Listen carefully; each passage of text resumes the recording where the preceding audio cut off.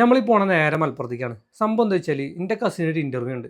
പിന്നെ പ്രത്യേകിച്ച് പണിയൊന്നും ഇല്ലാത്തതുകൊണ്ട് ഞാനും ഓനൊപ്പം പോയി. അങ്ങനെ നമ്മൾ അവിടെ എത്തി. അപ്പോഴാണ് ഓൻ നമ്മളോട് അറിയണത് നമുക്കുള്ളിൽ കുറച്ച് ടെൻഷൻ ഉണ്ട് എന്ന്. പിന്നെ ഓന് കുറച്ച് ബൂസ്റ്റേക്കാണ് വിട്ടു. അങ്ങനെ ഇൻ്റർവ്യൂ കഴിഞ്ഞു. ഇനി ഓനെ വിളിക്കാമെന്ന് പറഞ്ഞേക്ക്.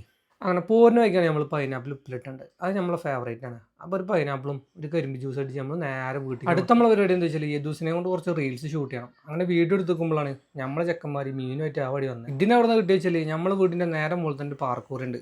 അവിടെ നിന്ന് ചൂണ്ടിട്ട് പിടിച്ചാണ് ഈ മീൻ. നമ്മളിടയ്ക്കൊക്കെ പോക്കണ്ടായിരുന്നു. നമ്മൾ തീറ്റ കൊടുക്കാൻ നല്ലാണ്ട് മീൻ കിട്ടില്ല. പിന്നെ ആ പരിപാടി അങ്ങ് നിർത്തി. നോക്കുമ്പോൾ ഇൻ്റർവ്യൂവിന് പോയി ഓന് മരപ്പണിക്ക് പോയ മാതിരി കിടക്കണേ. അങ്ങനെ ഒരു ഈവനിങ് ആയപ്പോൾ നമ്മൾ യദുക്കുട്ടിനെ കൂട്ടി നേരെ ഹെയർ കട്ട് ചെയ്യാൻ. അവൻ്റെ ലൈഫിലെ ഫസ്റ്റ് ഹെയർ കട്ടിങ് കേട്ടോ. എന്തായാലും നമ്മൾ കരുതിയ മാതിരി ആൾ അലമ്പൊന്നും ഉണ്ടാക്കില്ല കേട്ടോ. അതന്നെ വലിയ ഭാഗ്യം. പിന്നെ ഓൻ്റെ മുടി നമ്മൾ പറ്റ കുറ്റിയാക്കി വെട്ടിയിട്ടൊന്നുമില്ല.